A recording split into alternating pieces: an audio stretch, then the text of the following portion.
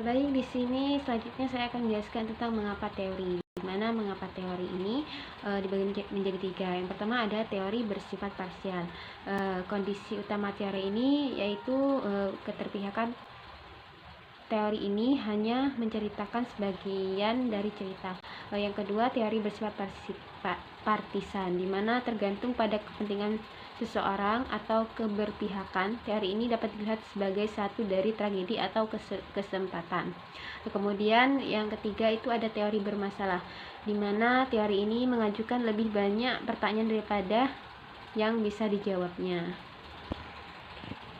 Selanjutnya yaitu pendekatan metode klasik, di mana bagian ini membahas evolusi ide dari abad ke-18 hingga masa-masa yang lebih baru, dimulai dengan sifat organisasi pra-industri dan diakhiri dengan puncak era klasik, revolusi percobaan Indus. Kemudian selanjutnya ada dari kekaisaran ke hierarki, di mana dari abad ke-18 ini hingga awal abad ke-20 organisasi di masa dan berkontribusi pada pembangunan ekonomi dan sosial menurut Ross pada tahun 1989. Selanjutnya ada dari perlawanan ke dominasi, di mana perlawanan terhadap dominasi dapat didefinisikan sebagai tindakan apapun dari pihak individu yang tertindas untuk mengurangi batasan yang diberikan kepada mereka oleh mereka yang berkuasa. Seperti itu. Perkenalkan, saya Muratu Nurfadila, NIM 191138. Selanjutnya, yakni revolusi industri, di mana revolusi industri ini ditandai dengan munculnya mesin dan metode produksi modern, serta munculnya birokrasi pabrik. Nah, pada revolusi industri ini, organisasi kerja dan komunikasi di pabrik awal itu sangat dipengaruhi oleh pembagian kerja dan hierarki pada saat itu. Selain itu, revolusi industri ini juga dikaitkan dengan kebangkitan ilmu pengetahuan, di mana dengan kemunculan sains pada waktu itu diikuti juga dengan munculnya beberapa kemampuan seperti kemampuan untuk memprediksi dan juga kemampuan untuk mengendalikan. Selanjutnya, manajemen ilmiah, di mana manajemen ilmiah ini dilatar belakangi oleh adanya industrialisasi besar-besaran di Amerika Serikat dan dipelopori oleh Frederick Winslow Taylor, di mana saat itu Taylor sedang melakukan studi waktu dan gerak untuk mengetahui berapa lama waktu yang dibutuhkan oleh pekerja yang kompeten untuk menyelesaikan pekerjaannya. Nah, dalam organisasi sendiri, prinsip ini itu kemudian digunakan dalam perencanaan hasil pabrik, kemudian mengevaluasi efisiensi pekerja dan juga melatih pekerja yang kurang tampil. Selain itu, pada model Taylor ini juga menjelaskan bahwa sistem produksi itu juga membutuhkan yang namanya pembagian kerja, kemudian rantai komando yang jelas dan komunikasi yang terbatas pada perintah dan instruksi, di mana pada model Taylor ini manajer itu hanya bertugas dalam merencanakan dan mengendalikan desain kerja saja, sedangkan karyawan sendiri itu bertugas untuk mengimplementasikan rencana tersebut. Jadi dapat disimpulkan bahwa manajemen ini merupakan pandangan organisasi dan komunikasi yang berorientasi pada manajemen dan berpusat pada produksi. Selanjutnya, manajemen klasik Fayol, di mana manajemen klasik ini berkembang di Prancis bersamaan dengan berkembangnya manajemen ilmiah Taylor di Amerika Serikat. Nah, di sini Fayol mengemukakan bahwa terdapat 5 elemen manajemen klasik, yaitu perencanaan, pengorganisasian, komando, koordinasi, dan pengendalian. Yang mana kemudian pada tahun 2009, Catherine Miller mengelompokkan prinsip-prinsip Fayol tersebut ke dalam 4 kategori. Yang pertama yaitu ada struktur, di mana pada struktur di sini Fayol menetapkan hierarki yang ketat dengan rantai komando vertikal yang jelas, yang mana disebut sebagai prinsip skalar. Serta pada struktur di sini, Fayol juga menganjurkan pembagian kerja melalui departementalisasi. Kemudian yang kedua ada kekuasaan, di mana Fayol menganjurkan sentralisasi pengambilan keputusan dan menghormati otoritas. Kemudian yang ketiga ada penghargaan, di mana pada penghargaan Fayol menganjurkan remunerasi yang adil. Dan yang terakhir ada sikap organisasi, yang mana Fayol berpendapat bahwa karyawan harus mengkoordinasikan kepentingan pribadi mereka sendiri dengan kepentingan organisasi. Selanjutnya, birokrasi. Nah, di sini birokrasi muncul karena dilatar belakangi oleh adanya konflik ideologi dan sistem partikularisme yang berlaku pada awal abad ke-20 di Amerika Serikat, di mana dengan kemunculan sistem birokrasi ini diyakini dapat melindungi karyawan lebih baik daripada sistem partikularisme yang berlaku pada saat itu. Nah, selanjutnya beberapa karakteristik dari birokrasi organisasi ini dapat teman-teman baca pada slide atau layar yang sedang ditampilkan ini. Kemudian selanjutnya yaitu implikasi terhadap organisasi komunikasi. Nah, pendekatan manajemen klasik ini memandang komunikasi sebagai alat untuk memberikan perintah, kemudian mengkoordinasikan upaya kerja, dan juga untuk mendapatkan kepatuhan dari karyawan. Di mana pada saat ini sendiri prinsip pendekatan klasik terhadap manajemen ini masih digunakan oleh beberapa organisasi, di mana pada slide yang sudah ditampilkan di sini itu terdapat 3 contoh, yang mana salah satunya yaitu pada kemiliteran, di mana pada kemiliteran di sini masih menerapkan yang namanya pembagian kerja yang ketat dan hierarki rantai komando skala. Nah, untuk pembahasan selanjutnya akan dilanjutkan oleh teman saya. Perkenalkan, nama saya Yudi Suroso dengan NIM 19006. Di sini saya akan menjelaskan tentang hubungan antar manusia, di mana ada latar belakang sejarah dan budaya. Ada dua poin penting. Yang pertama yaitu depresi hebat, di mana depresi hebat ini menciptakan kesulitan ekonomi dan sosial bagi jutaan orang dan menyebabkan perubahan besar tentang kebijakan pemerintahan tentang jaminan sosial, bantuan publik, dan pendanaan proyek perbaikan publik. Jadi, dalam depresi hebat ini, banyak sekali manusia atau pekerja yang tidak dimanusiakan, yang akhirnya mereka merasa tertindas, bahkan hak yang harus dimiliki oleh setiap masyarakat tidak dimilikinya atau tidak dijamin oleh pemerintah seperti itu. Akhirnya, masyarakat ini membuat sebuah organisasi untuk meminta hak yang seharusnya mereka terima, yaitu hak asasi manusia.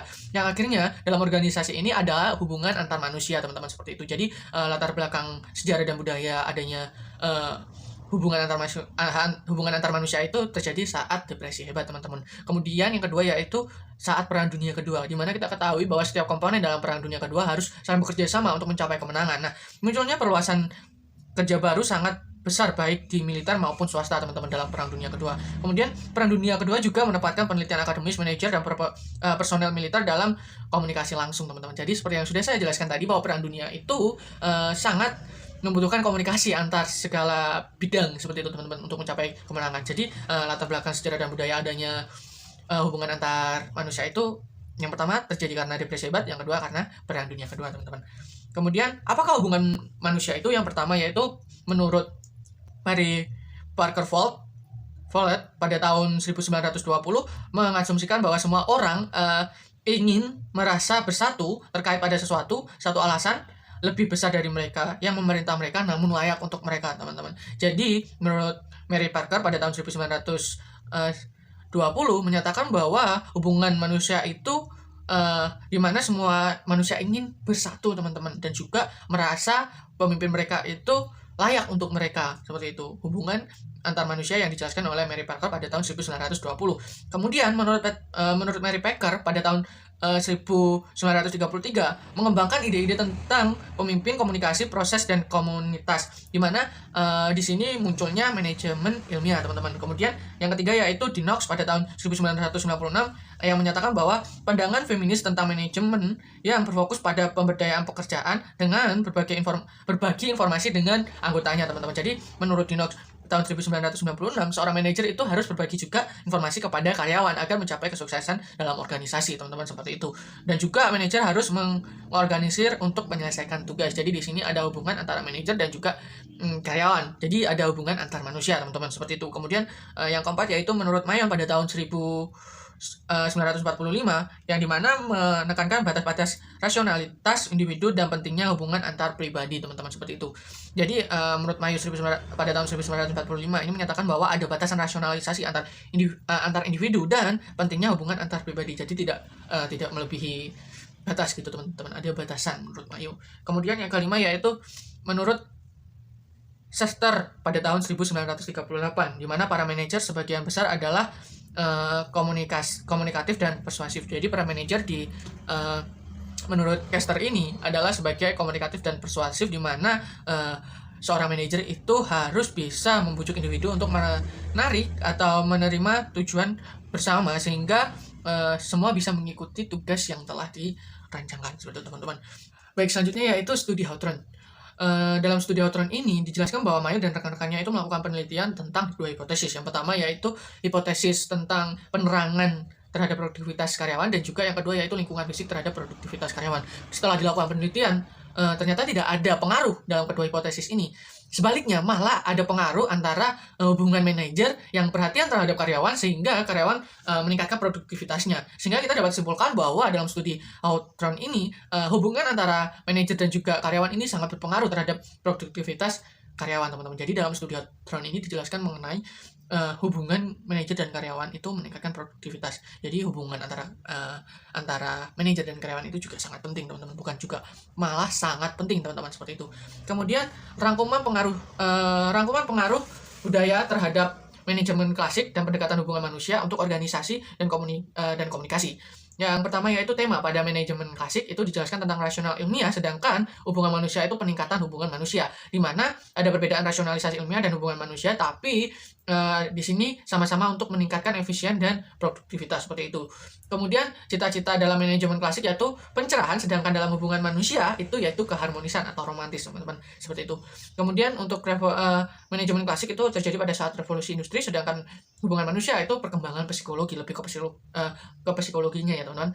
Kemudian untuk manajemen klasik metode ilmiah, sedangkan hubungan manusia yaitu metode ilmiah sosial. Kemudian untuk manajemen klasik metafora dominan itu organisasi sebagai mesin yang efisien, sedangkan pada hubungan manusia organisasi itu sebagai jumlah dari hubungan, teman-teman.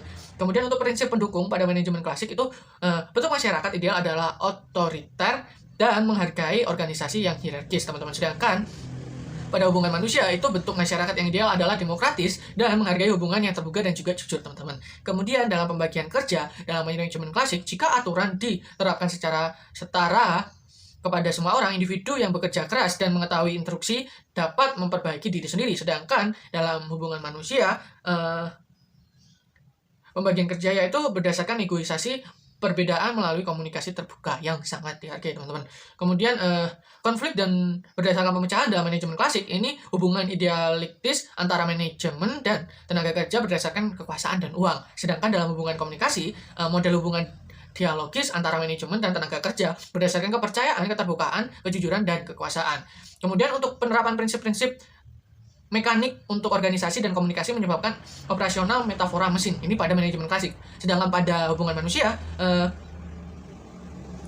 penerapan psikologi, humanistik, dan perilaku untuk organisasi dan komunikasi menyebabkan metafora rasionalisasi operasional, seperti itu, teman-teman. Kemudian untuk komunikasi bersifat top-down dan berorientasi prosedural ini dalam manajemen klasik, sedangkan pada hubungan manusia ini komunikasi bersifat rasional dan berorientasi pada kebutuhan, seperti itu. Kemudian pada manajemen klasik dijelaskan tentang stabilitas paling baik diperoleh melalui kepatuhan terhadap bentuk prosedural keteraturan, sedangkan pada hubungan manusia stabilitas paling baik itu diperoleh melalui kebahagiaan rasional dan pribadi, seperti itu. Kemudian untuk keterbatasan dalam manajemen klasik itu terlalu membatasi, mendorong kepatuhan tanpa berpikir pada detail dan prosedur yang menghambat kreativitasan seseorang. Kemudian hambatan dalam hubungan manusia atau keterbatasan hubungan hubungan manusia itu keterbukaan palsu, menyalahgunakan kepercayaan atau kejujuran, dan juga persamaan kebahagiaan karyawan dengan efisien, teman-teman, seperti itu.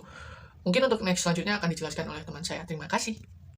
Baik, yang selanjutnya akan dijelaskan oleh saya, Lili Sofia dengan NIM 191094. Pendekatan yang selanjutnya ada pendekatan sumber daya manusia. Nah, pendekatan sumber daya manusia ini berkaitan dengan iklim organisasi secara keseluruhan, serta bagaimana organisasi dapat mendorong partisipasi dan dialog karyawan. Menurut 3 ahli teori paling baik, ini menangkap semangat gerakan sumber daya manusia asli, di mana ada Abraham Maslow, Douglas McGregor, dan Francis Slicker. Yang pertama, menurut Maslow Hierarchy of Needs, di mana menurut Abraham Maslow, kebutuhan dasar manusia akan makanan, tempat tinggal, dan milik harus dipuaskan sebelum mereka dapat bergerak menuju pencapaian potensi penuh manusia mereka yang Maslow sebut sebagai aktualisasi diri. Seperti gambar di samping, di mana Maslow percaya setiap orang memiliki keinginan bawaan untuk mengaktualisasi diri, yaitu menjadi semua yang mereka bisa. Namun, untuk mencapai tujuan tersebut, mereka harus memenuhi kebutuhan yang lebih mendasar. Seperti yang pertama, ada fisiologis, di mana berkaitan dengan makanan, pakaian. Kemudian yang kedua ada keamanan, di mana berkaitan dengan tempat tinggal, keamanan dari pekerjaan itu sendiri. Yang ketiga ada cinta atau love, di mana berkaitan dengan kepemilikan, rasa kasih sayang, kemudian rasa hormat oleh rekan kerja. Yang selanjutnya ada harga diri, di mana berkaitan dengan gaji, pangkat, status, dan lainnya. Barulah bisa dicapai aktualisasi diri tersebut oleh karyawannya. Yang kedua ada McGregor's teori manajemen, di mana Douglas McGregor berpendapat bahwa pendekatan klasik adalah sebagian didasarkan pada asumsi bahwa rata-rata karyawan tidak menyukai pekerjaan dan menghindari tanggung jawab tanpa adanya kontrol eksternal. Nah, teori manajemen menurut Douglas, yang pertama ada pengeluaran usaha fisik dan mental dalam bekerja sama alaminya dengan bermain atau istirahat. Yang kedua, kontrol eksternal dan ancaman hukuman bukan satu-satunya cara untuk mewujudkan upaya menuju tujuan organisasi. Yang ketiga ada komitmen terhadap tujuan adalah fungsi dari penghargaan yang terkait dengan pencapaiannya, termasuk penghargaan aktualisasi diri. Yang keempat ada rata-rata manusia belajar dalam kondisi yang tepat, tidak hanya untuk menerima tetapi juga untuk mencari tanggung jawab. Yang kelima ada kapasitas untuk olahraga, kecerdikan, dan tingkat yang relatif tinggi kreativitas dalam pemecahan masalah organisasi secara luas, tidak sempit didistribusikan dalam populasi. Yang terakhir ada dalam kondisi kehidupan industri modern, potensi intelektual dari rata-rata orang hanya dimanfaatkan sebagian saja. Yang ketiga ada Likert, Principle of Supportive Relationship, di mana menurut prinsip Likert tentang hubungan yang mendukung menyatakan bahwa semua interaksi dalam suatu organisasi harus mendukung harga diri dan kepentingan individu, dengan penekanan pada hubungan yang mendukung dalam kelompok kerja dan komunikasi terbuka di antara mereka. Nah, ada 4 sistem. Sistem yang pertama ada eksploitatif atau otoritatif, di mana pada sistem ini pemimpin dalam sistem ini membuat semua keputusan yang berhubungan dengan kerja dan memerintah para bawahan untuk melaksanakannya. Yang kedua ada sistem benevolent atau autoritatif, di mana pemimpin mempunyai kepercayaan yang terselubung, percaya pada bawahan, memotivasi dan memperbolehkan adanya komunikasi ke atas, namun bawahan merasa tidak bebas untuk membicarakan sesuatu yang berkaitan dengan tugas pekerjaannya dengan atasannya. Kemudian yang sistem yang ketiga ada konsultatif, nah di mana pemimpin mempunyai sedikit kepercayaan pada bawahan, biasanya kalau dia membutuhkan informasi, ide atau pendapat bawahan ini melalui konsultasi. Nah, yang terakhir ada sistem partisipatif, di mana pemimpin mempunyai kepercayaan yang sempurna terhadap bawahannya. Dalam setiap persoalan selalu mengandalkan untuk mendapatkan ide-ide dan pendapat. Baik, terima kasih. Di sini saya akan melanjutkan menjelaskan terkait popularitas awal dari pendekatan sistem untuk studi komunikasi organisasi. Sangat penting. Menurut Daniel Hans dan Robert Hans, pada tahun 1966 pada The Social Psychology, aplikasi penting dari teori untuk organisasi adalah sistem terbuka yang membutuhkan konstanta arus informasi dari lingkungan mereka, di mana organisasi menjadi suatu sistem sosial lebih dari sekedar komponen-komponennya seperti dalam sebuah pernikahan, keluarga, tim, atau bisnis. Juga hubungan sistem terjalin di antara orang-orang inilah yang membuat pengelompokan sebuah sistem. Untuk slide selanjutnya yaitu lingkungan dan sistem terbuka. Menurut teori sistem, organisasi tidak ada sebagai entitas yang terisolasi dari promosi untuk memenuhi kebutuhan. Bagaimana Anda akan menangani situasinya seluruh dunia? Sebaliknya, organisasi ada di lingkungan yang semakin bergejolak, yang memberikan masukan kepada organisasi dan menerima keluaran dan bentuk produk dan layanan. Agar perusahaan berhasil, berapa anggotanya harus menghabiskan banyak waktu terlibat dalam pemindahan lingkungan, tapi harus waspada dengan pesaing, pemasok, undang-undang perintah, ekonomi global, ekonomi baru, teknologi baru, perkembangan politik, dan preferensi konsumen. Hubungan organisasi dengan lingkungannya bagaimanapun tidak terbatas pada pemindaian. Sebagai sistem terbuka, organisasi juga harus bekerja dengan lingkungan untuk menjadi sukses, misalnya dengan mendirikan usaha patungan dan kemitraan. Untuk slide selanjutnya yaitu teori sistem terbuka. Menurut Lewin tahun 1997 mendorong anggota individu, apakah mereka anggota departemen atau organisasi, untuk memperhatikan pentingnya keseluruhan kesehatan ekosistem industri mereka. Sistem terbuka yang berinteraksi secara produktif dengan lingkungannya cenderung menciptakan struktur lebih sederhana untuk mengatur, sedangkan dalam sistem tertutup ada sedikit atau tidak ada interaksi dengan lingkungan dan organisasi dapat mendekati gangguan. Selanjutnya yaitu saling ketergantungan. Mengacu pada keutuhan dari sistem dan lingkungannya dan dengan hubungan timbal balik individu di dalam sistem, hubungan ini dapat bervariasi dalam hal tingkat saling ketergantungan. Dalam sistem yang saling bergantung tidak ada bagian dari sistem yang dapat berdiri sendiri. Masing-masing bergantung pada bagian lain untuk melakukan tugasnya secara efektif. Baik, selanjutnya akan dilanjutkan oleh rekan saya. Warahmatullahi wabarakatuh. Nama saya Bedu Wisardimendra dengan 191199. Selanjutnya akan menjelaskan tentang sasaran. Tujuan organisasi di perspektif manajemen ilmiah ini adalah pusat yang mana suatu individu dan organisasi mengarahkan aktivitas menuju program tertentu. Kemudian jika dari perspektif pengembangan, organisasi dan anggotanya dapat menyokong suatu tujuan, tetapi sangat langka tujuan mereka dapat mengaruhi perilaku mereka. Namun dari sistem terbuka, tujuan dari dinegosiasikan di antara masing-masing yang saling bergantung dan organisasi dan sangat dipengaruhi oleh lingkungannya. Kemudian teori sistem menekankan bahwa yang bagus untuk suatu level dari sistem mungkin atau tidak mungkin baik untuk tingkat lainnya. Ini berhubungan dengan tujuan sendiri yang dapat memiliki perbedaan yang berbeda-beda seluruh tingkat sistem. Kemudian selanjutnya proses dan umpan balik. Sebuah sistem bukan hanya seperangkat komponen yang saling bergantung, tapi juga merupakan kumpulan proses yang saling bergantung yang berinteraksi dari waktu ke waktu. Atau proses ini adalah proses di mana timbal balik antara orang dengan orang lain atau orang dengan suatu departemen yang bisa menghasilkan sebuah perkembangan yang berarti. Umpan balik didefinisikan sebagai sistem berhubungan yang mengumpulkan komunikasi dan tindakan yang aman akan menghasilkan suatu output. Dalam teori sistem ada dua jenis utama yang umpan balik. Yang pertama feedback negatif yang berusaha untuk membangun kembali tujuan atau tingkat kualitas yang awalnya ditetapkan. Kemudian umpan balik positif yang mana berusaha menemukan jalan baru untuk pertumbuhan dan perkembangan. Yang terakhir adalah keterbukaan, keterlibatan dan kontingensi.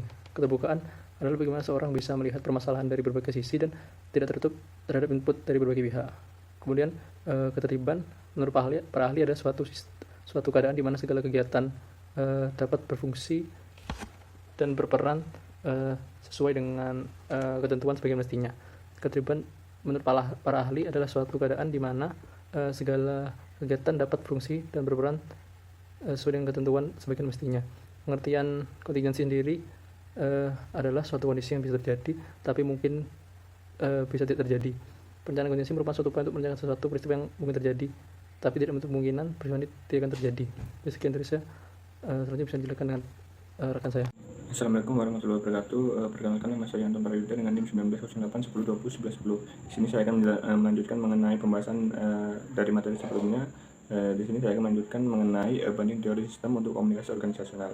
Jadi teori sistem itu menarik bagi mereka yang tertarik dalam komunikasi organisasi karena menyorot pentingnya proses komunikasi dalam pengorganisasian.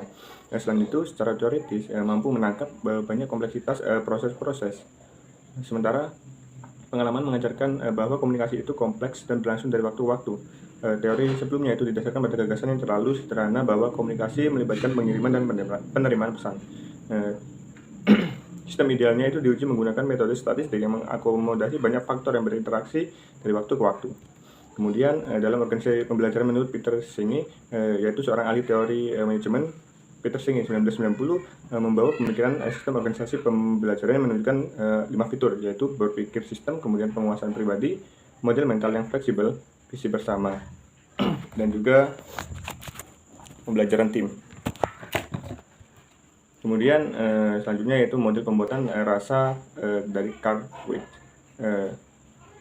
Eksplorasi Carl Weidt tentang pembuatan akal yang dikembangkan dalam bukunya The Social Psychology Organizing pada tahun 1979 dan Sys Making in Organization 1995 telah sangat mempengaruhi bidang perilaku dan komunikasi organisasional. Jadi menurut Weidt, organisasi ada di lingkungan yang sangat kompleks dan tidak dapat diprediksi. Pekerjaan pengorganisasian melibatkan pemahaman ketidakpastian dalam lingkungan melalui interaksi, sebuah proses yang disebut Weidt sebagai pengurangan ekuivokal. Kemudian menurut Weidt 1979, model pengorganisasian itu memiliki 3 bagian, yaitu penetapan, seleksi, dan retensi. Sekian dari saya, terima kasih.